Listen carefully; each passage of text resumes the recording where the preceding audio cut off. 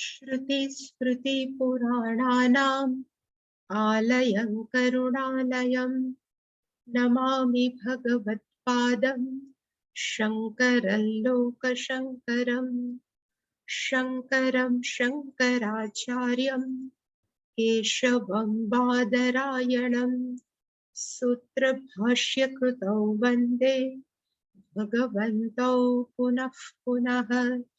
ईश्वरो गुरुरात्मेति मूर्तिभेदविभागिने व्योमवद्व्याप्तदेहाय दक्षिणामूर्तये नमः। सदाशिवसमारम्भां शङ्कराचार्यमध्यमाम् अस्मदाचार्यपर्यन्तां वन्दे गुरुपरम्पराम्। ॐ सहना भवतु सहनौ भुनक्तु सह वीर्यं करवावहै तेजस्विनावधीतमस्तु मा विद्विषावहै। ॐ शान्ति शान्ति शान्तिः। सर्ववेदान्त सिद्धान्त गोचरं तमगोचरं गोविन्दं परमानन्दं सद्गुरुं प्रणतोऽस्म्यहम्। तत्त्वं पदाभ्यामधीयमानयोः ब्रह्मात्मनो शोधितयोर्यदित्थम् श्रुत्या तयोस्तत्त्वमसीति सम्यक् एकत्वमेव प्रतिपाद्यते मुहुः। सर्वस्वरूपे सर्वेशे सर्वशक्तिसमन्विते भयेभ्यस्त्राहि नो देवी दुर्गे देवी नमोऽस्तुते। रोगानशेषानपहंसि तुष्टा हृष्टा तु कामान् सकलानभीष्टान् त्वामाश्रितान् दान्न विपन्नराणां त्वामाश्रिता श्रयतां प्रयान्ति। सर्वा बाधा प्रशमनं त्रैलोक्यस्याखिलेश्वरी एवमेव त्वया कार्यम् अस्मद्वैरिविनाशनं। सर्वस्वरूपे सर्वेशे सर्वशक्तिसमन्विते भयेभ्यस्त्राहि नो देवी दुर्गे देवी नमोऽस्तुते। रोगानशेषानपहंसि तुष्टा हृष्टा तु कामान् सकलानभीष्टान् त्वामाश्रितानान्न विपन्नराणां त्वामाश्रिताः यश्रयतां प्रयान्ति। सर्वा बाधा प्रशमनं त्रैलोक्यस्याखिलेश्वरी एवमेव त्वया कार्यम् अस्मद्वैरिविनाशनं। सर्वस्वरूपे सर्वेशे सर्वशक्तिसमन्विते भयेभ्यस्त्राहि नो देवी दुर्गे देवी नमोऽस्तुते। रोगानशेषानपहंसि तुष्टा हृष्टा तु कामान् सकलानभीष्टान् त्वामाश्रितानान्न विपन्नराणां त्वामाश्रिताः यश्रयतां प्रयान्ति। सर्वा बाधा प्रशमनं त्रैलोक्यस्याखिलेश्वरी एवमेव त्वया कार्यम् अस्मद्वैरिविनाशनम्।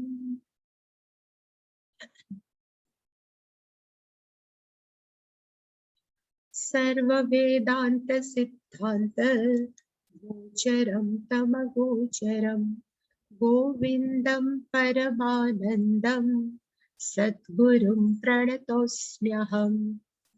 दुर्लभं त्रयमेवेतत् देवानुग्ररहेतुकम् मनुष्यत्वं मुमुक्षुत्वं महापुरुष संश्रयः लब्ध्वा कथञ्चिन्नर जन्म दुर्लभम् तत्रापि पुंस्त्वं श्रुतिपारदर्शनम् यस्त्वात्ममुक्तो न यतेत मूढधीः स ह्यात्महा स्वं हि नयन्त्य सद्ग्रहात्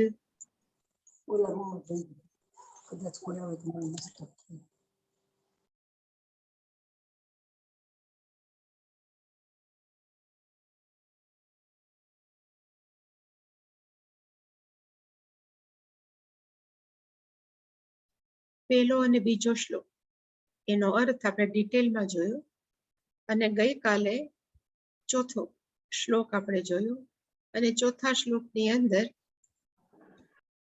આપણે જોયું હતું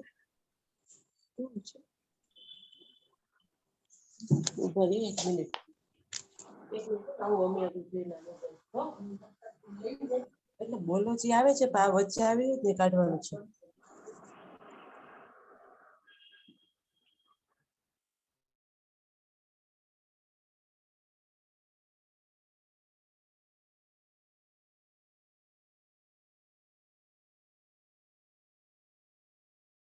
ચોથો શ્લોક એની અંદર ભગવાને કીધું કે નર જન્મ દુર્લભમ લબ્ધ્વા. નર જન્મ એટલે કે મનુષ્ય જન્મ છે એ દુર્લભ છે. એકવાર આપણે પ્રાપ્ત કરી લઈએ અને પ્રાપ્ત કર્યા પછી તત્રાપી પુંસત્વ, એકવાર મનુષ્યનો જન્મ મળ્યો કે માણસનો જન્મ મળ્યો અને એમાં પણ જે માણસા એટલે મનુષ્યની જે ક્વોલિટીઝ છે કે જે ગુણો છે અને એના કયા ગુણો છે તો કે એક જ મનુષ્યના ગુણો છે કે ધીરજ છે, બલિદાન છે, ત્યાગ છે, પ્રેમ છે. એ બધા જ તત્રાપ એને કહેવાય પુંસ્તમ, એવા ગુણો છે. તત્રાપી પુસ્તમ એમ હોવું એ પણ કેવું છે તો કે દુર્લભ. અને શ્રુતિ પારદર્શનમ, અને માણસ છે અભણ નથી. ઘણા માણસો અભણ પણ હોય છે પણ આપણને આ દુર્લભ જન્મ મળ્યો છે, આપણને શાસ્ત્ર સાથે સંપર્ક થયો છે અને આપણને ખબર પણ છે કે વેદોની અંદર શું આપેલું છે. વેદનો પૂર્વ ભાગ પણ ખબર છે, વેદનો ઉત્તર ભાગ પણ ખબર છે. એને કહેવાય શ્રુતિ પારદર્શન. એટલે કે ખરેખર કઠોપનિષદની ભાષામાં આપણે કહીએ શ્રેયશ્ચ પ્રેયશ્ચ મનુષ્યમેતત. મનુષ્ય પાસે બે વસ્તુ છે, ભગવાન ઉભી લાવીને ખડા કરી દે છે અને કઈ કઈ તો કે શ્રેય પ્રેય. શ્રેયનો અર્થ થાય આપણું પોતાનું કલ્યાણ કરવાનું કે હું કોણ છું એ જાણવું, અને પ્રેયનો અર્થ થાય દુન્યવી સુખોનો પ્રાપ્તિ. એટલે કે બે વસ્તુ આપણી સામે યમધર્મ રાજા કહે છે કે ભગવાન હંમેશા રાખે છે. એક આપણો પોતાનો કલ્યાણનો માર્ગ એને કહેવાય શ્રેય અને પ્રેય છે એને કહેવાય દુન્યવી સુખો. એ બંને છે એ આપણને આપે છે. મોટા ભાગના છે માણસો છે પ્રેયો વૃણીતે, માણસ છે પ્રેય દુન્યવી સુખનું જ ગ્રહણ કરે છે. કોક છે એ શું કરે છે તો કે શ્રેય, કોક એને કહેવાય દુર્લભમ. એ જો આપણે નક્કી કરીએ કે આ મનુષ્ય જન્મની અંદર બીજા બધા જલસા મેં બહુ કર્યા, હવે માત્ર એ જ જાણવું છે કે હું કોણ છું, એને કહેવાય કે આપણે શું નક્કી કર્યું જીવનમાં તો કે શ્રેય. એટલે કે આપણે બધું જ શ્રુતિના ક્યાં ક્યાં આપણી સામે રાખે છે એ બધી ખબર છે. અને એ ખબર પડવા છતાં ન યતે, જો વ્યક્તિ છે એ પ્રયત્ન ન કરે. અને કેવી વ્યક્તિ કહી શકાય તો શંકરાચાર્ય જે કીધું મૂઢધી, જેની અંદર વિવેક નથી, જે અવિવેકી છે, જેની બુદ્ધિની અંદર વિવેક નથી.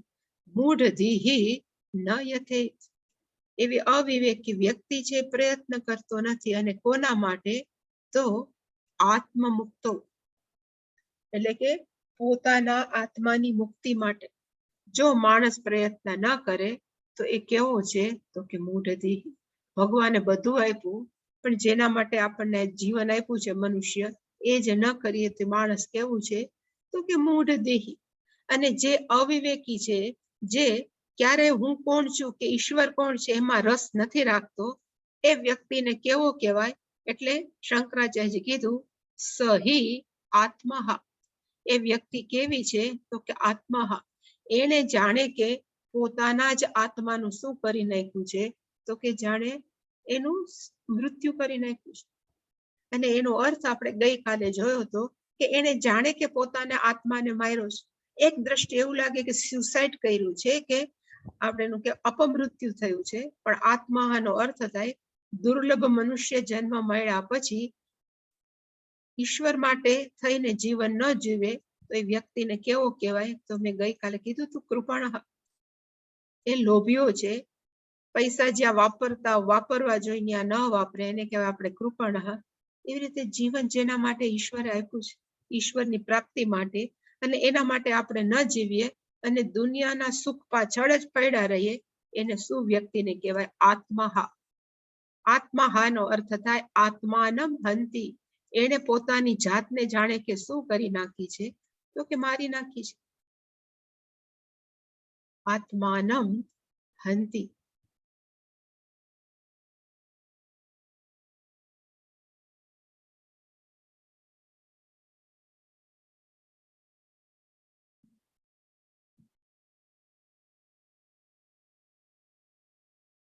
અને છેલ્લું વાક્ય, આત્માના મેળે પોતાની જાતને મારી નાખી, એનો અર્થ એને જે મનુષ્ય જીવનનો ઉપયોગ કરવો જોઈએ એ નથી કર્યું. અને એ બીજું શું કર્યું છે તો કે એને સ્વમ વિનિહંતિ, અહીંયા અર્થ છે સ્વમ વિનિહંતિ અસદગ્રહાત. સ્વમ એટલે કે એને પોતાની જાતને મારી નાખી છે. ફરી પાછું વિનિહંતિ છે, મેં અહીંયાનું સંધિ છૂટી પાડી છે. સ્વમ વિનિહંતિ, એને શું કરી છે? સ્વમ એટલે કે પોતાને, વિનિહંતિ નો અર્થ થાય જાણે કે મારી નાખી છે, જાણે કે હનન કરી નાખ્યું છે. અને કેવી રીતે માણસે પોતાનું હનન કર્યું છે? એટલે શંકરાચાર્ય કીધું અસત ગ્રહાત. અસત નો અર્થ થાય મિથ્યા વસ્તુ, જે સાચી નથી. આ કેના જેવું છે કે સપોઝ આપણે જે વેદાંતનું એક્ઝામ્પલ છે ને, જે ક્લાસિકલ, કે દરિયાકાંઠે ફરતા હોય અને છીપલાની અંદર જે ચમકતો પદાર્થ છે એવું લાગે કે ચાંદી છે. હવે ચાંદીને પકડવા આપણે જાય અને ત્યાં ચાંદી છે જોઈએ ત્યારે આપણને શું લાગે કે ખોટો હું દોડ્યો કે દોડીને ચાંદી લેવ. એટલે કે ચાંદીને લેવું છે ને શું કહેવાય? અસદગ્રહાત, ખોટું ગ્રહણ કર્યું. એવી જ રીતે આપણે ધારો કે કહેવાય ને કે અત્યારે ખેતરોમાં માણસ શું કરે, ખેડૂતો, કે પક્ષીઓ ન આવે ને એટલે પેલો ચાડીઓ રાખે. એ ચાડીઓ રાખે એટલે માણસોને એમ થાય કે અહીંયા જે ખરેખર જેને ન ખબર, અહીંયા રહેતો હોય બધાને ખબર હોય, પણ ગામમાંથી આવ્યો હોય, સિટીમાંથી આવતો, એને એમ થાય કે અહીંયા કોઈક માણસ બેઠો છે, ચાલો ને એને મળવા જાવ, કોણ છે જાણવા જાવ. અને કદાચ એને મળવા જાય ને પછી ખબર પડે આ તો એક લાકડાનું કહેવાય ને કપડાનું પૂતળું બનાવ્યું છે, કઈ બોલવાનું નથી, પણ એ કપડાના પૂતળાને સાચું માનવું એને કહેવાય અસદગ્રહાત. એવી રીતે આખું જગત છે એ કેવું છે? આખું જગત છે એ કેવું છે તો કે નિદ્રા જેવું, સ્વપ્ન જેવું. નિદ્રા જેવું નહીં, પણ સમગ્ર જાગ્રત અવસ્થા કેવી છે તો કે સ્વપ્નવત. સ્વપ્નની એકેય વસ્તુ સાચી નથી હોતી, એવી જ રીતે જાગ્રત અવસ્થાની પણ એકેય વસ્તુ છે એ સાચી નથી હોતી. પણ એ બધી જાગ્રત અવસ્થાની વસ્તુને આપણે કેવી રીતે લઈએ છીએ તો કે અસદગ્રહાત. અસદગ્રહાત નો અર્થ થાય જાણે કે એ સાચું છે. જેવી રીતે મેં કીધું કે ચાંદી લેવા ગયા છીપલાની અંદર, પછી ખબર પડી આ તો ચાંદી છે. એવી જ રીતે પૂતળાને મળવા ગયા પછી ખબર પડે કે માણસ નથી, પૂતળું છે. એવી જ રીતે આખું જગતની પાછળ આપણે દુઃખી થાય, સુખી થાય, પણ જયારે ખબર પડે કે સુખી અને દુઃખી હું થાતો તો કે થાતી હતી, એ ખરેખર વસ્તુ કેવી છે કે સપના જેવી છે. તો પછી એને મારે મહત્વ નથી આપવું કે ન આપવું જોઈએ, પણ જો મહત્વ આપણે એને આપીએ, સંસારની વસ્તુઓ જે ઘટના ઘટી રહી છે એને સાચી માનીને આપણે સુખી દુઃખી થાય, એ વ્યક્તિને કેવી કહેવાય તો કે સ્વમ વિનિહંતિ. એને પોતાની જાતને જાણે કે શું કરી નાખી છે તો કે હત્યા કરી નાખી છે, કે હનન કરી નાખી છે.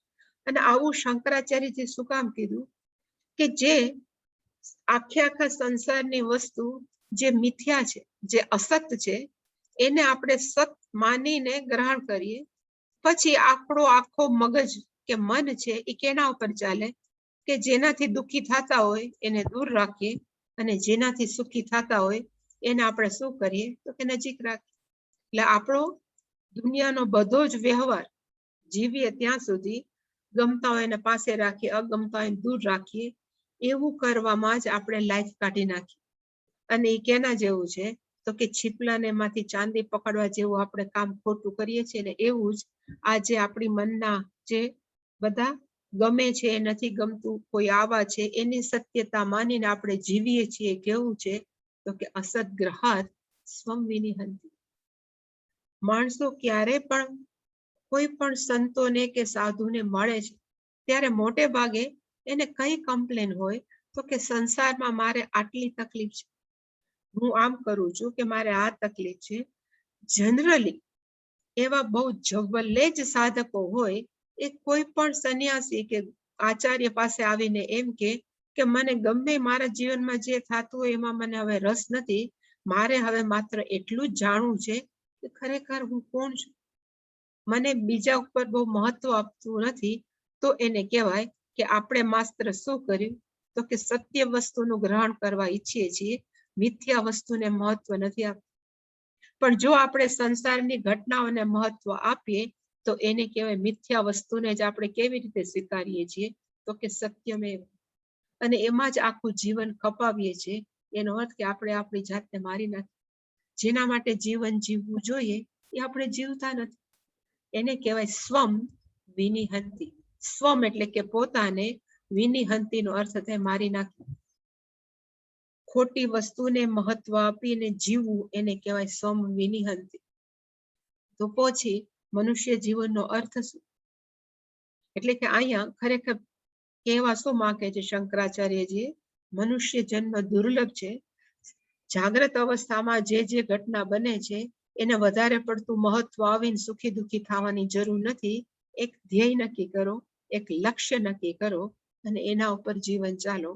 આને કરવાની જરૂર નથી. અને જો આને મહત્વ આપો તો તમે કેવા છો તો કે કાં તમે મૂઢદેહી છો, આને મહત્વ આપો તો તમે કેવા છો આત્માહા છો, અને જો તમે આ બધી સાંસારિક વાતોને મહત્વ આપો તો સ્વમ વિનિહંત.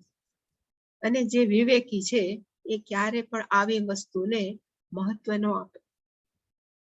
એ આ શ્લોકમાં શંકરાચાર્યજી કહેવા માંગે છે. પછીનો છે 6ઠ્ઠો શ્લોક. પઠન્તુ શાસ્ત્રાણિ યજન્તુ દેવાન કુર્વન્તુ કર્માણિ ભજન્તુ દેવતાઃ આત્મૈક્ય બોધેન વિના મુક્તિઃ ન સિદ્ધ્યતિ બ્રહ્મ શતાંતરેપી. મુખ્ય વાક્ય છે આ શ્લોકનું મુક્તિઃ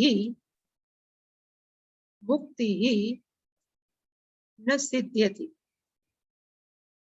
અહીંયા મુક્તિનો અર્થ થાય આત્મ જ્ઞાન. મુક્તિનો અર્થ થાય આત્મજ્ઞાન. ઇંગ્લિશમાં કહેવાય સેલ્ફ રિયલાઇઝેશન, કે હું કોણ છું એને જાણવું, એને કહેવાય આત્મજ્ઞાન. અને આત્મજ્ઞાન પોતાને જાણી લે એટલે માણસ કેવો છે તો કે મુક્ત જ છે. આત્મજ્ઞાન ન સિદ્ધ્યતિ. આત્મજ્ઞાન છે એ પ્રાપ્ત નથી થતું. કેવી રીતે નથી પ્રાપ્ત થતું? તો પેલું પઠન્તુ શાસ્ત્રાણી મુક્તિઃ ન સિદ્ધ્યતિ. આની સાથે મુક્તિ સિદ્ધ્યતિ છે બધા સાથે લાગુ પડે. એટલે કે પેલું પઠન્તુ શાસ્ત્રાણી મુક્તિઃ, આત્મજ્ઞાન છે એ નથી પ્રાપ્ત થતું. યજન્તુ દેવાન, ફરી પાછું એ જ મુક્તિઃ ન સિદ્ધ્યતિ. કુર્વન્તુ કર્માણિ, બહુ કર્મ કરો છતાં પણ મુક્તિઃ ન સિદ્ધ્યતિ. ભજન્તુ દેવતાઃ, દેવતાઓનું બહુ ભજન કરો છતાં પણ મુક્તિઃ ન સિદ્ધ્યતિ. તો પછી માણસોને એમ થાય કે મુક્તિ કુત્ર સિદ્ધ્યતિ. મુક્તિ છે ક્યારે પ્રાપ્ત થાય? કુત્ર પ્રાપ્યતિ. એટલે લખ્યું કે આત્મા ઐક્ય બોધેન વિના. જ્યારે ખબર પડે કે 12 જે સર્વવ્યાપક ચૈતન્ય તત્વ છે એના અંદરનો મારો અંતરાત્મા છે, એ બંને એક છે. એ જ્ઞાન વિના બીજી ક્યારે પણ મુક્તિ ન સિદ્ધ.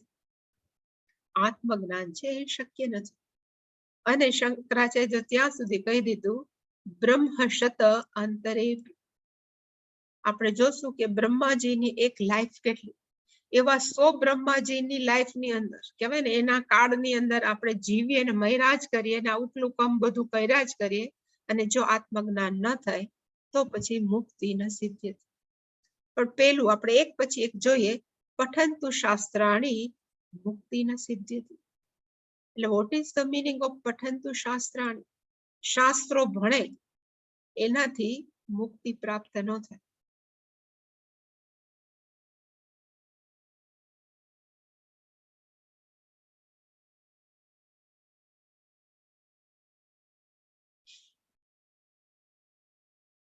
શાસ્ત્રનો અર્થ શું થાય? એટલે શાસ્ત્ર ઘણા થાય, એટલે મેં એમાં લખ્યું છે કે ન્યાય શાસ્ત્ર હોઈ શકે, તર્કશાસ્ત્ર, દર્શન શાસ્ત્ર, ઇવન વેદનો પૂર્વ ભાગ વેદાંત, એ બધાને શાસ્ત્ર જ કહેવાય.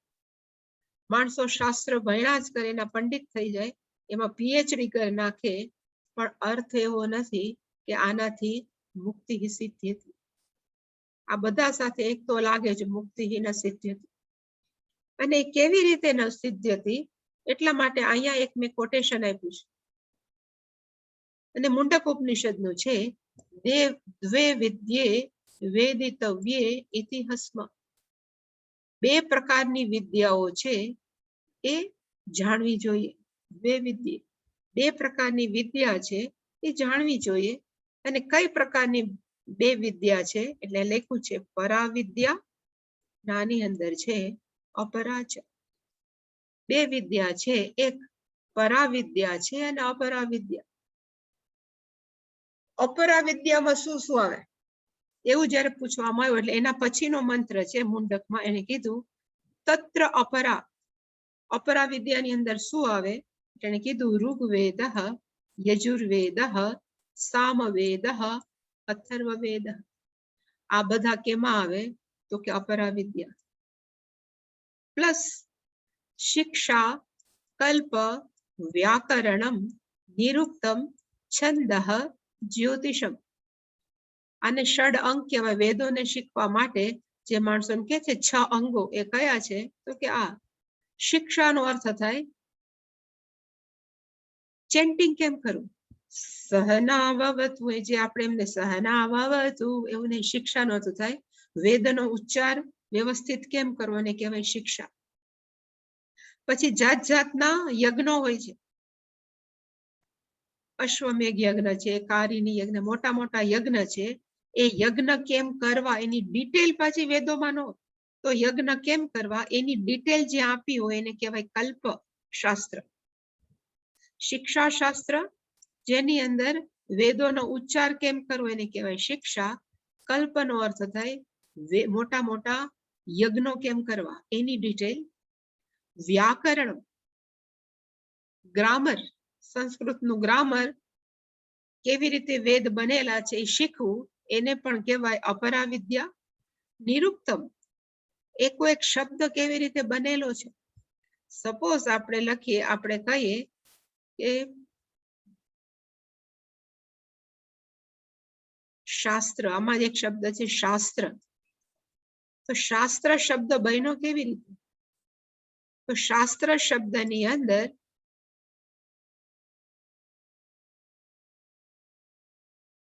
શાસ્ત્ર, આપણે એમ લખીએ ને, શાસ્ત્ર શબ્દની અંદર એક ક્રિયાપદ છે, અને ક્રિયાપદનું છે શાસ. શાસનો અર્થ થાય શાસન કરવું, રૂલિંગ કરવું, શાસન કરવું. અને ખરેખર શાસ્ત્રો આપણા પર શું કરે છે? તો કે શાસન કરે છે, બધું આપણને જણાવીને, એને કહેવાય શાસ્ત્ર. એ જે જાણવું એને કહેવાય નિરુક્ત. સંસ્કૃતનો એકે એક શબ્દ છે એનો એક મિનિંગ હોય. એમને રિમ્પલ ને ડિમ્પલ ને એવા એક નામ ક્યારે આપણા શાસ્ત્રમાં નથી હોતા. એક એક શાસ્ત્રના અર્થ હોય. સપોઝ નિરુક્તમ છે તો એનો અર્થ શું થાય? તો કે નિશ્ચય એના ઉક્તમ, એને કહેવાય નિરુક્તમ. વ્યવસ્થિત રીતે જેને કહેવામાં ઉક્તમ એટલે કે કહેવાયેલું નિશ્ચયનો અર્થ થાય વ્યવસ્થિત રીતે, તો એને કહેવાય નિરુક્તમ.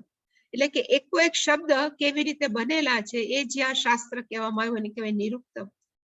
છંદ, જે 7 છંદ છે વેદોની અંદર, બૃહતિ, પંક્તિ, જગતિ, અનુષ્ટુપ, ત્રિષ્ટુપ, એવા ટોટલ ગાયત્રી, એ બધા એમાં કેટલા શબ્દો હોય, એના મીટર કેવા હોય, કેવી રીતે એને ગાઈ શકાય, ઉચ્ચાર કરી શકાય, એને કહેવાય છંદ શાસ્ત્ર. અને છઠ્ઠું છે જ્યોતિષમ. અને જ્યોતિષમનો અર્થ અત્યારે જે માણસો કરે છે એવો ન થાય. જ્યોતિષ એટલે તરત આપણે હાથ બતાવીએ કે આપણું હોરોસ્કોપ આપીએ, એટલે જન્માક્ષર આપીએ કે ભાઈ અમારું કઈ કયો, એને જ્યોતિષ ન કહેવાય. ખરેખર જ્યોતિષનો અર્થ છે કે ગ્રહો નક્ષત્રોનું ઉપર કહેવાય ને અવકાશની અંદર કેવી રીતે એની સ્થિતિ છે, એ સ્થિતિ પ્રમાણે કોઈ કાર્યનો આરંભ કરવા માટે જે જોવામાં આવે ને એને કહેવાય જ્યોતિષમ. આ બધાને કહેવાય શાસ્ત્રાણી. અને ઇવન 4 વેદને પણ કહેવાય પઠંતુ શાસ્ત્રાણી. આ બધાને કહેવાય અપરા વિદ્યા, આને કહેવાય શાસ્ત્ર. આ ભણવાથી પણ મુક્તિ ન મળે. હવે માણસ જે થોડોક સમજુ છે એને ખબર છે આપણને બધાને કે આ 4 વેદના છેલ્લા ભાગની અંદર જ શું છે, તો કે વેદાંત છે. વેદાંત કઈ વેદની બહાર નથી. તો શાસ્ત્રે જો આખા વેદને અપરા વિદ્યા કીધી હોય તો વેદાંત પણ કેમાં આવ્યું, તો કે અપરા વિદ્યામાં આવ્યું. એટલે ઉપનિષદ પણ કેમાં આવ્યું, તો કે અપરા વિદ્યામાં જ આવ્યું. તો પછી પરાવિદ્યા એટલે શું? એટલે શંકરાચાર્ય લખ્યું કે પરાવિદ્યાનો અર્થ થાય યયા પરા યયા તદ અક્ષરમ અધિગમ્યતે. જેનાથી આપણે એ તત્વને, અક્ષર જેનો ક્યારે નાશ નથી થતો, એને જાણી શકીએ. અભિગમ્યતે એને કહેવાય પરાવિદ્યા. અને આપણને જ્ઞાન ક્યાં થાય, તો કે કોઈ પણ વસ્તુનું જ્ઞાન આપણને આપણી બુદ્ધિમાં જ થાય. એ જે બુદ્ધિમાં જે ક્લિક થાય એને કહેવાય પરાવિદ્યા. પરાવિદ્યા એટલે કે શબ્દોનો સમૂહ નહીં, પણ પરાવિદ્યાનો અર્થ થાય મનમાં જે ક્લિક થાય. જ્યારે એમ કહેવામાં આવે, ગુરુજી એમ કહેતા હોય કે તું સર્વવ્યાપક શિષ્યને, તું શરીર મન નથી. અને કદાચ એ શિષ્ય છે એ સાધન ચતુષ્ટય સંપન્ન અધિકારી હોય અને એમ થાય કે શાસ્ત્રમાં જે લખ્યું છે આ હું જ છું, હું શરીર મન નથી, આખું જગત છે બીજું કાંઈ નહીં, પણ હું જ વ્યાપેલો છું, એ મનમાં ક્લિક થવું એને કહેવાય પરાવિદ્યા. એટલે અહીંયા કે છે કે માત્ર શાસ્ત્ર ગોખી નાખવાથી, ઇવન ઉપનિષદના મંત્રો ગોખી નાખવાથી તમે બોલવા માંડો, એનો અર્થ નથી કે મુક્તિ મળી જાય. એટલે કે પઠંતુ શાસ્ત્રાણી ન મુક્તિ. પછી છે યજંતુ દેવાન. દેવતાઓનું યજ્ઞ કરવાથી. અહીંયા યજંતુનો અર્થ થાય યજ્ઞ. કારણ કે પછી ભજંતુ આવે છે, એટલે આ કઈ યજંતુનો અર્થ થાય યજ્ઞ કરવાથી. અત્યારે આપણે થઈ થોડા યજ્ઞો થાય જ છે, પણ પહેલાના જમાનામાં અગ્નિહોત્ર છે, પ્રજાપતિ, ઇન્દ્ર, વરુણ, દેવતા બધા માટે આપણે બહુ યજ્ઞો કરીએ. હવે એ યજ્ઞો કરીએ આપણે, એ મંત્ર બોલવામાં પાવરફુલ હોય, એનો અર્થ એવો નથી કે આપણને મુક્તિ મળી જાય કે મોક્ષ પ્રાપ્ત થાય કે આત્મજ્ઞાન થાય. એટલે કે યજંતુ દેવાન, આમાં પાછું એડ તો કરવાનું જ, ન મુક્તિ. કારણ કે અમુક ઘણા બધા મોટા યજ્ઞો છે. ઇવન આપણે કઠોપનિષદમાં જોયું, વિશ્વજીત યજ્ઞ કર્યો હતો નચિકેતાના ફાધર. એનો અર્થ એવો નથી કે એને મુક્તિ મળી. પછી છે કુર્વંતુ કર્માણી ન મુક્તિ. કર્માણી કુર્વંતુ. માણસો કર્મ કર્યા જ કરે. અને કેવા કર્મો, તો એનું લિસ્ટ અહીંયા લખ્યું છે. એટલે મેં આપ્યું છે 2 પ્રકારના શ્રેષ્ઠ કર્મ છે. એકને કહેવાય ઈષ્ટ કર્મ. અહીંયા છે પ્રાહુરિષ્ટમિતિ સ્મૃતમ. એક કર્મનું નામ છે ઈષ્ટ કર્મ,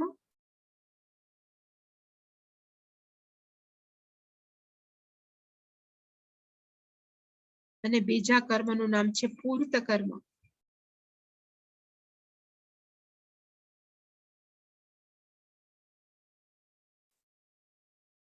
બીજા બધા તો આપણે બ્રશ માંડીને કરીએ ને એ વાત તો જુદી, એ તો આપણે એમને કરતા જ હોય. પણ કેવા કર્મ? મહાન કર્મ. એટલે એમ લખ્યું છે કે આ વૈદિક કર્મ, ઈષ્ટનો અર્થ થાય વેદોમાં લખેલો છે ને એ બધા ઈષ્ટ કર્મ. અગ્નિહોત્ર, માણસો જે અગ્નિહોત્ર કરે છે એ કર્મ. તપઃ, જાત જાતના તપઃ છે, ઇવન ગીતામાં કીધું છે. અને એનાથી પણ આકાર તપ હોય છે. ચાંદ્રાયણ તપ છે, બૃહદ ચાંદ્રાયણ, કૃચ્છ ચાંદ્રાયણ, જાત જાતના તપ છે. એ તપ કરે તો માણસોને મુક્તિ મળી જાય એવું નથી. સત્યમ, માણસ જીવનમાં સાચું જ બોલે. ઘણા બધા વ્યક્તિઓ એવી હોય છે કે જે સત્યના આગ્રહી છે, ક્યારેય ખોટું નથી બોલતા. પણ એ ખોટું નથી બોલતા એનો અર્થ એવો નથી, કારણ કે સત્ય બોલવું ને એ પણ એક કર્મ છે. એને કહેવાય વાચિક તપ. એ કર્મ છે, પણ એ કર્મથી આપણને મુક્તિ મળી જાય એવું નથી. પછી એવી જ રીતે લખ્યું છે વેદાનાંચ અનુપાલન, વેદોમાં જે લખ્યું છે એને જ ફોલો કર્યા કરે. વેદના પૂર્વ ભાગમાં જે પણ કર્મ કરવાનું કર્યું છે એ બધું જ માણસો કરે, પણ એનો અર્થ એવો નથી કે એનાથી મુક્તિ સિદ્ધિ હતી. અહીંયા હું લખી નાખું, બધામાં આ કોમન છે, મુક્તિ ન સિદ્ધિ હતી.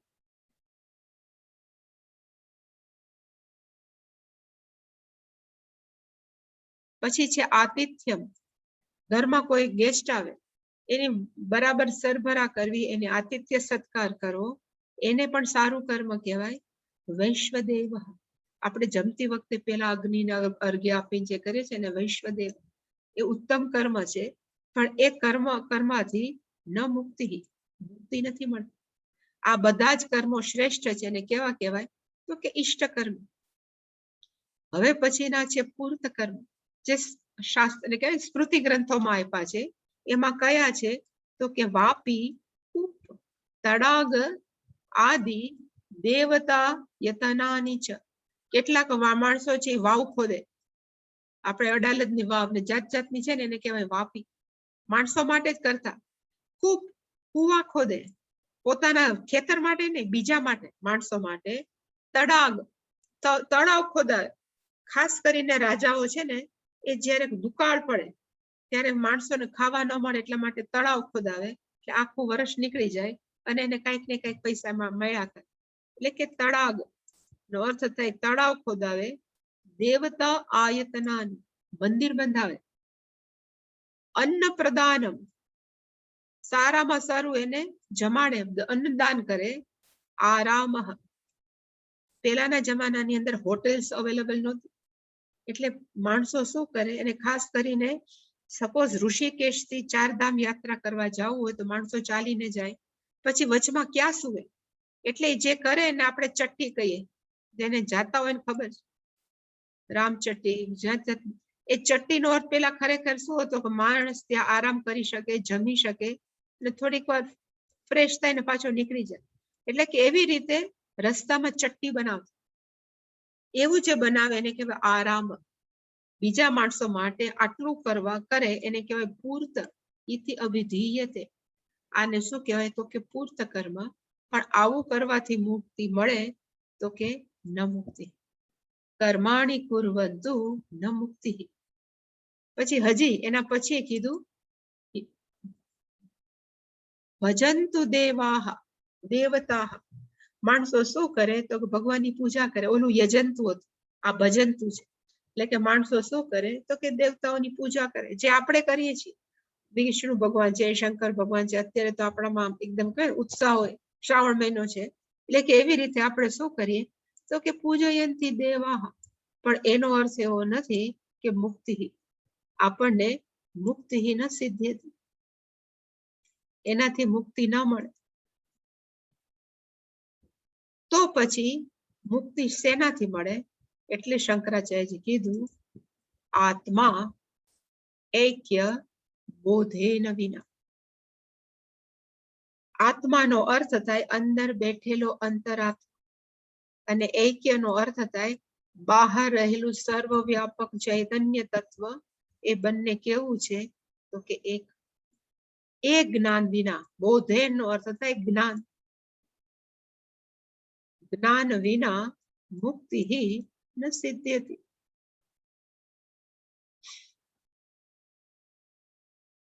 આ કેના જેવું છે, મેં ઘણી વાર કીધું, કદાચ બીજા કોઈ ક્લાસમાં આપણે લીધું હશે, પણ છતાં આ એક ઇક્વેશન કહેવાય. જેવી રીતે E = mc² એક છે ને આઈન્સ્ટાઈન નું ઇક્વેશન નું ગુજરાતી શું થાય? સમીકરણ. હા, સમીકરણ. એવી રીતે એક સમીકરણ ઉપનિષદ આપે છે.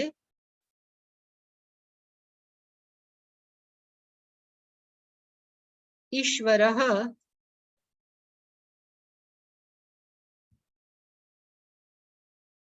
= જીવઃ.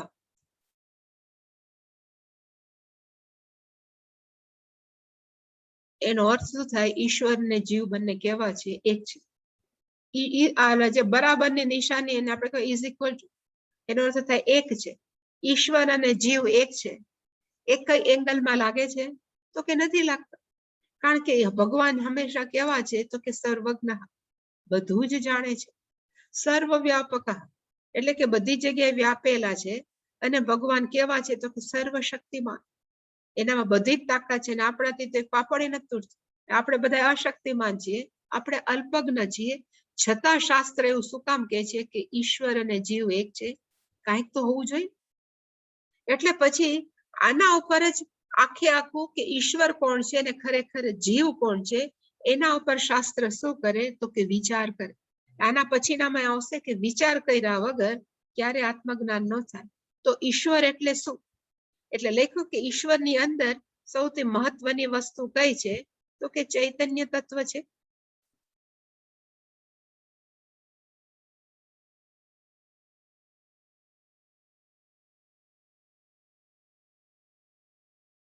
પ્લસ ઈશ્વરની અંદર શું છે? તો કે જે હું બોલી હતી ને એ સર્વજ્ઞ. આ સર્વ છે હું કોમન રાખું છું.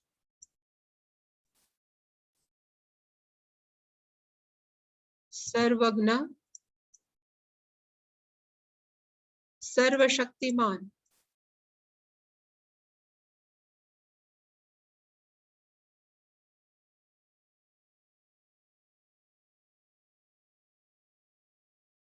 સર્વશક્તિ લખું છું. અને સર્વવ્યાપક,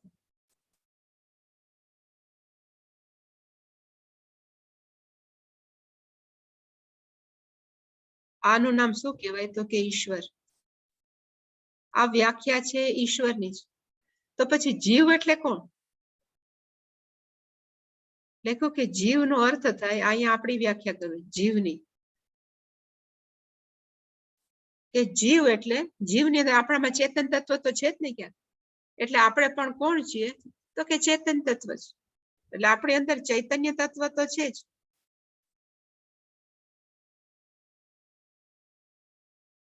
પ્લસ બીજું આપણામાં શું છે? તો કે ઈશ્વરમાં સર્વ છે, આપણામાં શું છે?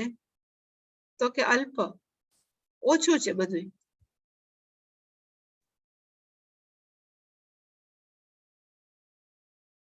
અને અલ્પ શું છે? તો કે આપણે અલ્પજ્ઞ છે. આપણામાં જ્ઞાન કેવું છે? તો કે અત્યંત ઓછું, એને કહેવાય અલ્પજ્ઞ. આપણે કેવા છીએ? તો કે અલ્પ શક્તિ.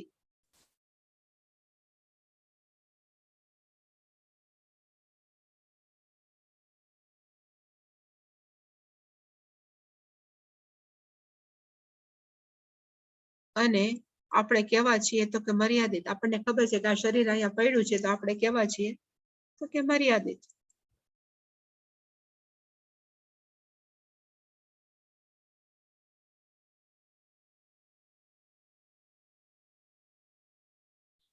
હવે ઇક્વેશન ને પછી માણસને શું એનાલિસિસ કે વિચાર કરવાનો હોય કે ઈશ્વરનું સર્વજ્ઞપણું કે સર્વશક્તિપણું કે સર્વવ્યાપકપણું છે એ ક્યાં સુધી છે? તો કે જ્યાં સુધી આ જગત છે કે બ્રહ્માંડ છે ત્યાં સુધી આ શું છે? તો કે ભગવાનની ધારણ કરે છે. એનો અર્થ કે કાયમ માટે નથી. આ એ કહેવાય ને કે ભગવાનની ઉપાધિ છે, ભગવાનના ગુણો છે. એ ગુણો છે એ કાયમ માટે નથી. એ ક્યારે હોય છે? તો કે જગત હોય ત્યારે. એટલે એને હંમેશા કેવા કહેવાય? જે કાયમ માટે ન હોય ને એને અત્યારે એવું રાખીએ કે શાસ્ત્રની ભાષામાં કેવા કહેવાય? તો કે મિથ્યા. જે પરમેનન્ટ ન હોય ને બધાને મિથ્યા કહેવાય. જે પોતાના અસ્તિત્વ માટે બીજા ઉપર આધાર રાખે એને કહેવાય મિથ્યા. એનો અર્થ કે કાયમ માટે નથી. એવી જ રીતે હવે આપણે આપણું ઇન્વેસ્ટિગેશન કરીએ. આપણામાં શું છે તો કે અલ્પજ્ઞ છીએ. આ આપણે અલ્પજ્ઞાની છે કે અલ્પ શક્તિ વાળા છે કે એ પણ ક્યાં સુધી છે? જ્યાં સુધી આપણે આ શરીર સાથે બંધાયેલા છે ત્યાં સુધી. આ સ્થૂળ શરીર સાથે બંધાયેલા છીએ ત્યાં સુધી. પણ આપણી અંદરનું ચૈતન્ય તત્વ છે અને ઈશ્વરની અંદરનું ચૈતન્ય તત્વ છે, એ બંને કેવું છે? એટલે કે આ શરીર ને આ બધું જ કેવું છે? આપણને જે મળ્યું છે એ પણ મિથ્યા. ઈશ્વરનું સર્વજ્ઞપણું એ પણ મિથ્યા. મિથ્યા છે એ કાયમ માટે ન રહી શકે. તો આપણે મેથની દ્રષ્ટિએ શું કહેવાય કે બંને કેવા છે? તો કે મિથ્યા છે. એ જો બંને ઉડી જાય તો પાછળ શું રહે? તો કે ચૈતન્ય ઇઝ ઇક્વલ ટુ ચૈતન્ય. એ દ્રષ્ટિએ બંને કેવા છે? તો કે એક છે. એને કહેવાય આત્મબોધ ઐક્ય. આની અંદર જીવાત્મા છે એનું કહેવાય અંતરાત્મા. ઈશ્વરનું જે છે સર્વવ્યાપક છે એ બંને કેવા છે? તો કે એક છે, ઐક્ય. એ જ્યાં સુધી જ્ઞાન ન થાય ત્યાં સુધી આપણે જે ગમે એટલું કાર્ય કરીએ કે ગમે એટલા શાસ્ત્ર ભણીએ કે ગમે એટલા દેવતાઓને ભજીએ, પણ આ ત્યાં સુધી મુક્તિ ન સિદ્ધ્યતિ. મુક્તિ છે એ ક્યારેય પ્રાપ્ત થતી નથી.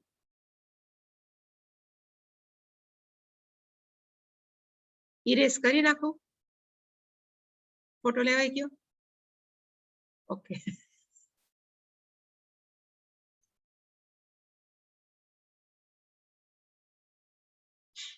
એટલે કીધું કે આત્મ ઐક્ય બોધેન વિના મુક્તિ ન સિદ્ધ્યતિ. અને ક્યાં સુધી મુક્તિ ન સિદ્ધ્યતિ? એટલે એને લખ્યું બ્રહ્મ શત અંતરેપી. 100 બ્રહ્માજી ફરી જાય ને, બ્રહ્મ શત, એક બ્રહ્માજી એવા ટોટલ 100 બ્રહ્માજી નું જીવન એટલે જેનો લાઈફ સ્પાન હોય. હું કહીશ, હમણાં બતાવીશ કે એક બ્રહ્માજી નું જીવન કેટલું ઓલું, ક્યાં સુધી એ લોકો હોય છે. એવા 100 બ્રહ્માજી ફરી જાય તો પણ આપણને મુક્તિ ન મળે. અને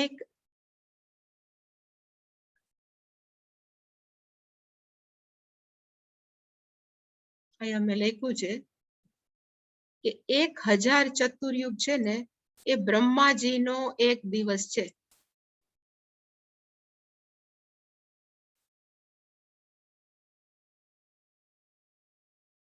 એનો અર્થ કે 1000 ચતુર્યુગ, આપણે એક ચતુર્યુગ ની વાત કરતા હોય એવો 1000 ચતુર્યુગ ઇઝ ઇક્વલ ટુ બ્રહ્માજીનો એક દિવસ. અને પાછો એક દિવસ પછી પ્રલય થાય તો એ પ્રલય કેટલો ચાલે?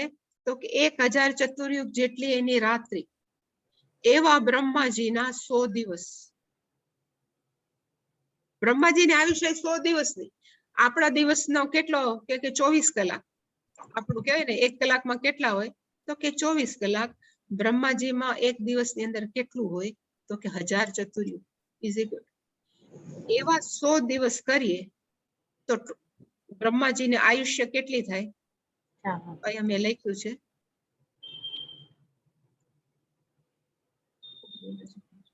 એક મિનિટ.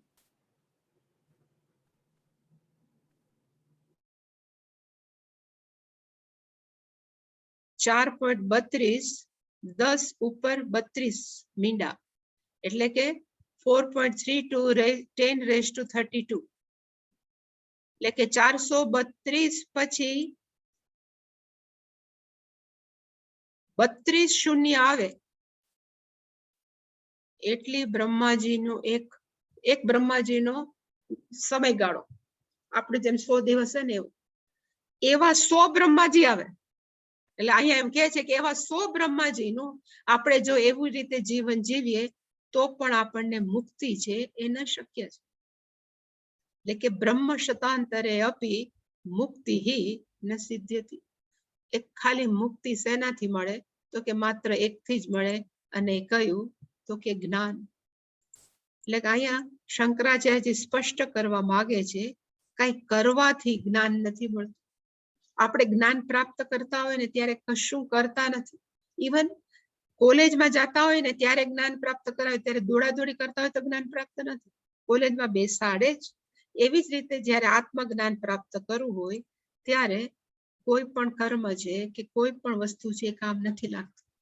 તો માણસોને એક પ્રશ્ન તો થાય ને, તો પછી આ બધું જ એ બધું નકામું છે? શાસ્ત્ર ભણવા, દેવતાઓનું યજન કરવું, કરુવંતુ કર્માણી, એ બધું શું નકામું છે? તો એ બધું નકામું નથી. અને શું કામ નકામું નથી? અહીંયા મેં લખ્યું છે પણ છતાં આપણે જોઈ લઈ. લખ્યું છે કે બે પ્રકારની વસ્તુ હોય, એને કહેવાય એક મુખ્ય કારણ છે અને એકને કહેવાય સહકારી કારણ. મેં લખ્યા તો છે છતાં પણ મુખ્ય કારણ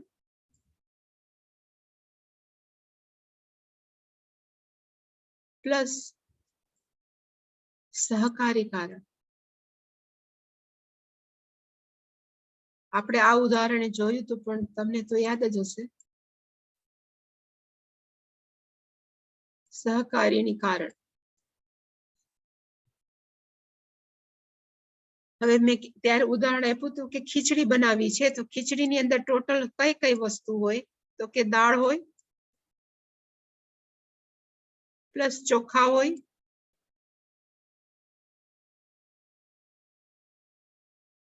પ્લસ પાણી હોય,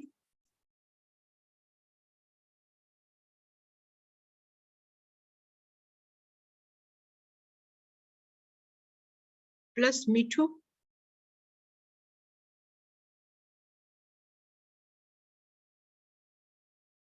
પ્લસ હળદર.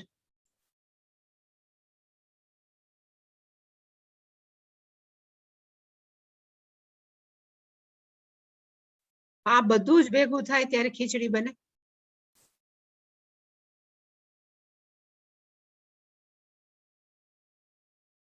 હવે સપોઝ હળદર નાખતા ભૂલી ગયા ખીચડીની અંદર, તો એ ખીચડી બને?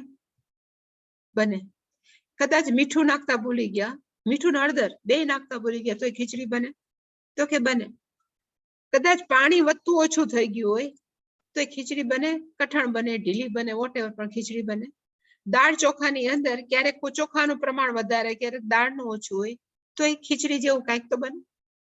બને. પણ સપોઝ આપણે એને ચૂલા ઉપર ન મૂકીએ કે કદાચ આપણે એને ગેસ ઉપર ન મૂકીએ તો ખીચડી બને. હું એમ સોલાર કુકરનું ન બોલતા, પણ આપણે એને હીટ ન આપીએ તો ખીચડી બને? તો કે ન બને. તો એને કહેવાય કે અગ્નિ છે ને એ કેવું છે? ખીચડી માટેનું મુખ્ય કારણ.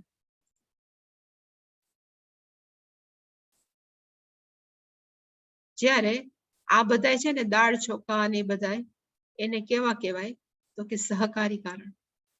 એ ઓછા વધતા પ્રમાણમાં હોય ને તો એ ખીચડી તો બને જ, પણ ધારો કે અગ્નિ ન હોય તો ખીચડી ન જ બને. એવી જ રીતે આત્મજ્ઞાન પ્રાપ્ત કરવા માટે પેલું બધું આપણે જે કર્મ છે, શાસ્ત્ર ભણો છે, એ બધા કેવા છે? તો કે સહકારી કારણ. પણ જ્યાં સુધી આપણા મનની અંદર એક ક્લિક ન થાય કે જીવાત્મા અને પરમાત્મા જે શાસ્ત્ર વાત કરે છે એ બંને એક છે, એ જે વિચાર આપણા મનની અંદર ક્લિક ન થાય, એ જે ક્લિક થવું પરાવિદ્યા જે આપણે કહીએ છીએ, એ કેવું છે? તો કે મુખ્ય કારણ. જ્યાં સુધી આપણા મનમાં એક ક્લિક ન થાય ત્યાં સુધી આપણા સહકારી કારણો કેવા છે? ભલે કરીએ પણ એ નકામા છે, એવું શાસ્ત્ર કહેવા માંગે. એનો અર્થ ત્યાં નથી, ન હોય તો શક્ય જ નથી. ધારો કે આપણે સારા કર્મો ન કરીએ, આપણે આ બધા ભગવાનનું ભજન ન કરીએ, તો પછી આપણે ચિત્ત શુદ્ધિ થવાની જ નથી. પણ ચિત્ત શુદ્ધિ થયા પછી આપણે જો જાણવાની પ્રયત્ન નહીં કરીએ તો જ્ઞાન થશે જ નહીં. એટલે જ્ઞાન માટે મનની અંદર એક ક્લિક થવું કે હું અને ઈશ્વર છીએ, એ બેઝિકલી અમે બંને કેવા છીએ? સરખા છે. એ જ્ઞાન પ્રાપ્ત થવું એને કહેવાય મુખ્ય કારણ. એટલે કે હવે પછી એના શ્લોકની અંદર આ કે છે, એટલે મેં એની પૂર્વ ભૂમિકા બાંધી દીધી.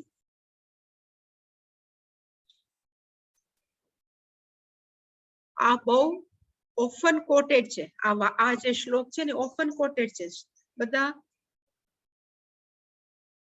મહાત્માઓ આનો બહુ ચિત્તસ્ય શુદ્ધયે કર્મ નતુ વસ્તુપલબ્ધયે વસ્તુ સિદ્ધિ વિચારેણ ન કિંચિત કર્મ કોટિભિઃ. આમાં એક શબ્દ છે એને ચોખવટ કરી લઈ. વસ્તુ છે અને વસ્તુ છે. વસ્તુનો અર્થ શું થાય?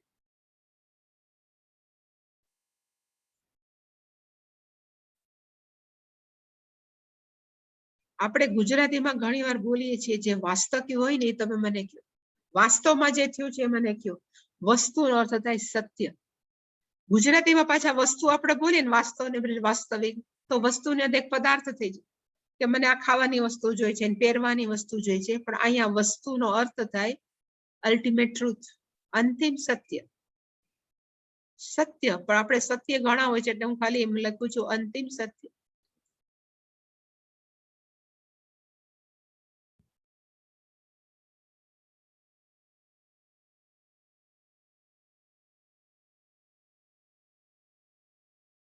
અને અંતિમ સત્ય એટલે શું છે? આખા જગતનું અંતિમ સત્ય એટલે આપણે એને અક્ષર કહીએ, બ્રહ્મ કહીએ.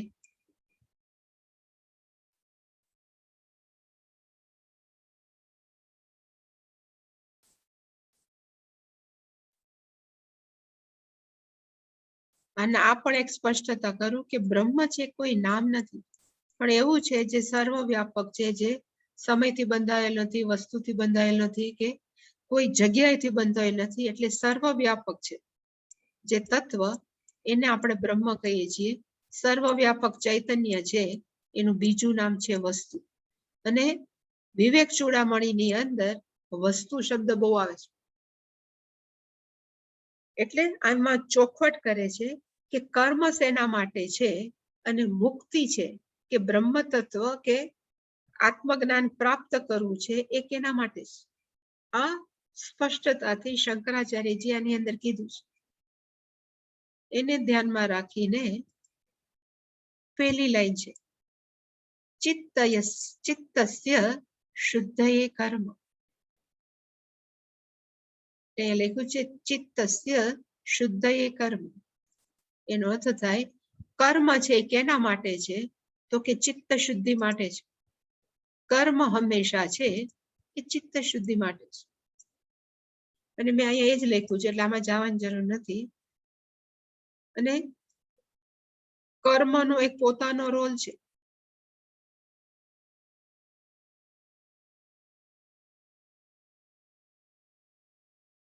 ચિત્તની શુદ્ધિ એટલે કયું? તો કે આપણે 6 વસ્તુ બહુ બોલીએ છીએ: કામ, ક્રોધ, લોભ, મોહ, મદ અને મત્સર. એને કહેવાય અશુદ્ધિ. મનની અશુદ્ધિ કઈ છે?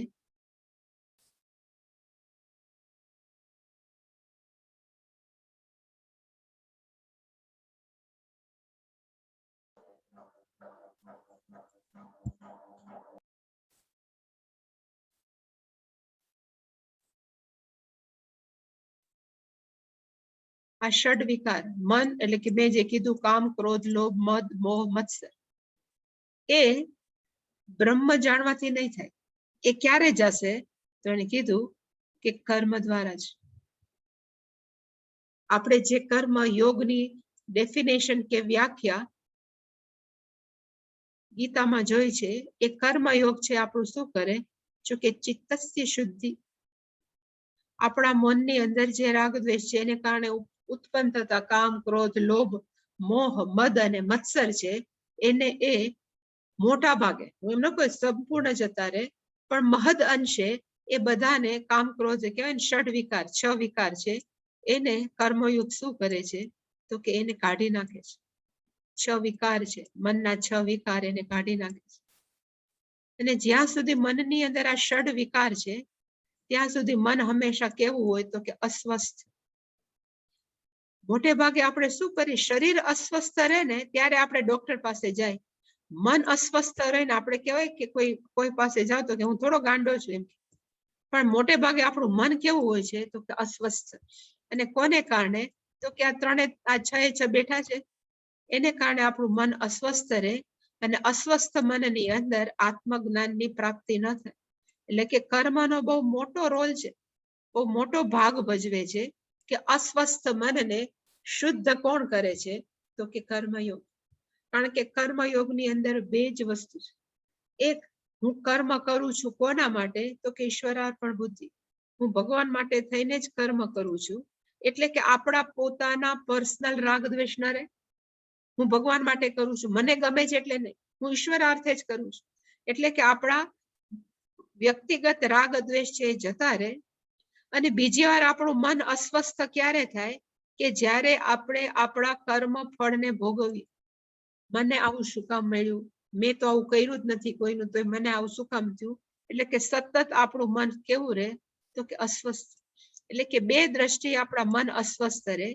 એક કર્મ કરતી વખતે અને બીજું કર્મના ફળને ભોગવતી વખતે. એટલે ભગવાને ગીતામાં કીધું કે અસ્વસ્થ મનને ટેકલ કરવા માટે બે એક જ વસ્તુની જરૂર છે, કર્મ કરવું. કેવી રીતે? તો કે ઈશ્વર અર્પણ ભાવનયા.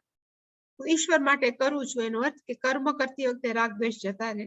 અને જ્યારે ફળ આવે, જેને મનની અંદર સુખી થાય ને દુઃખી થાય ને જે થાય, ત્યારે ભગવાને કીધું કે તમે કેવી રીતે કર્મ ફળ સ્વીકારો? તો કે ભગવાનની પ્રસાદી છે અને ભગવાનની પ્રસાદી સર આંખો પર. આપણે ક્યારે એમ નથી કહેતા કે તુલસી પત્ર શું કામ કે લાડવો શું કામ. ગર્ભગૃહમાંથી જે આવ્યું ભગવાનની પ્રસાદી છે, એક્સેપ્ટ ઇટ, હું સ્વીકારું છું. એનાથી આપણું અસ્વસ્થ મન શું થઈ જાય છે? તો કે સ્વસ્થ થાય. એને શું કહેવાય? તો કે શુદ્ધ એ કર્મ. કે ચિત્તસ્ય શુદ્ધિ કેનાથી થાય? તો કે કર્મણ. ચિત્તસ્ય શુદ્ધ એ કર્મ. કે કર્મનો પાર્ટ કે કર્મની જોબ કયું છે? તો કે આપણી ચિત્ત શુદ્ધિ કરવા માટે, આપણા મનને શુદ્ધ કરવા માટે. પણ કર્મથી આત્મજ્ઞાન કે વસ્તુની પ્રાપ્તિ થાય. એટલે શંકરાચાર્યજી કીધું નતું વસ્તુ ઉપલબ્ધ થઈ. પછીનું છે નતું વસ્તુ ઉપલબ્ધ થઈ. એનાથી કર્મથી, એને નતું એટલે એનો અર્થ થાય કર્મ છે એનાથી વસ્તુ એટલે કે બ્રહ્મ તત્વ છે એની પ્રાપ્તિ નથી થતી. અને બ્રહ્મ તત્વનું શબ્દ બોલવું પડે, પ્રાપ્તિ થાય છે. ફિગરેટિવ સ્પીચ છે.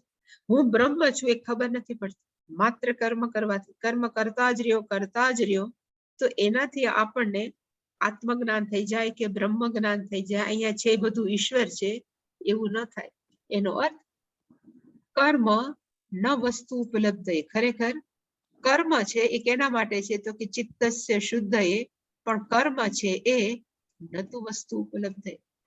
આત્મજ્ઞાન પ્રાપ્ત, ઉપલબ્ધિનો અર્થ થાય પ્રાપ્ત કરવા માટે, અને વસ્તુનો અર્થ થાય બ્રહ્મ જ્ઞાન. બ્રહ્મ જ્ઞાન પ્રાપ્ત કરવા માટે કર્મ ન. કર્મ છે આપણે ફાયદારૂપ નથી કે મદદરૂપ નથી. તો પછી એ આપણને એ વસ્તુ, એ હું છું એ જ્ઞાન કેવી રીતે થાય? એટલે શંકરાચાર્ય લખ્યું વસ્તુ સિદ્ધિ વિચારેણ. વસ્તુ સિદ્ધિ વિચારેણ. વસ્તુ સિદ્ધિનો અર્થ થાય આત્મજ્ઞાન પ્રાપ્તિ.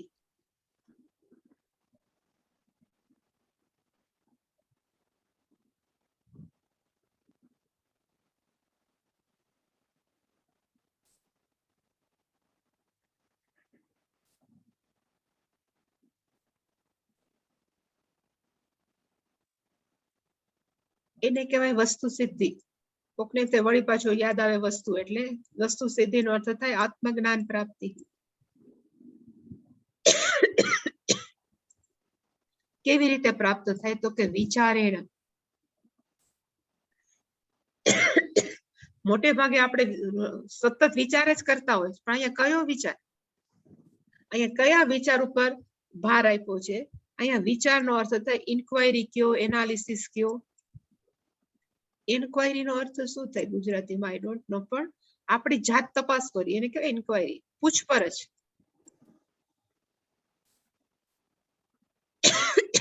આપણે માનતા હોય કે હું કોણ છું? તો કે શરીર છું. જો શરીર છું તો તમે આવા છો, એના પર વિચાર કરો, એને કહેવાય વિચારેણ. પણ એનું ડિટેલ આપણે આવતીકાલે જોશું.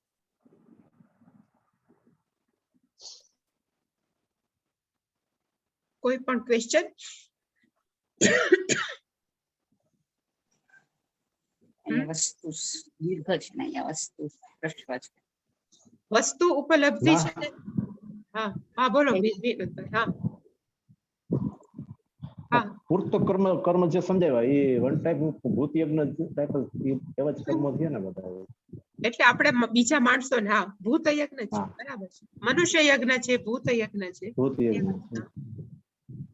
કારણ કે આપણે પાણી એટલે તળાવ ખોદાવીએ તળાવો આ ખોદા. માણસોના પીવા માટે કે પેલા પશુઓના પીવા માટે, એટલે બંને આવી જાય, ભૂત યજ્ઞ અને મનુષ્ય યજ્ઞ. મનુષ્ય.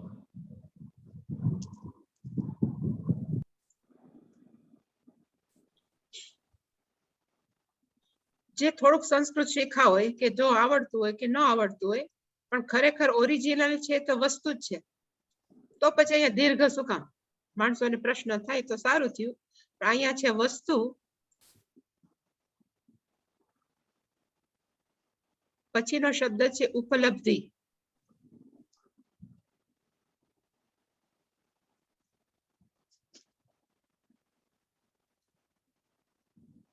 ઉપલબ્ધ છે પણ ઉપલબ્ધિની ચોથી વિભક્તિ છે, એટલે અહીંયા ઉપલબ્ધ ઉપલબ્ધ. તો સંસ્કૃતના નિયમ પ્રમાણે અહીંયા પણ ઉ છે ને અહીંયા પણ ઉ છે, બે ભેગા થાય ને એટલે દીર્ઘ થાય, એને દીર્ઘ સંધિ કહેવાય. એટલે દીર્ઘ છે, વાસ્તવિક છે એવું વસ્તુ છે એ રસ્વ છે. એનો અર્થ ક્લેરિફિકેશન મળી ગયું હશે. કોણ પૂછતા હતા આપણા દક્ષા? ઓકે, બીજો કોઈ પ્રશ્ન? નો ક્વેશ્ચન?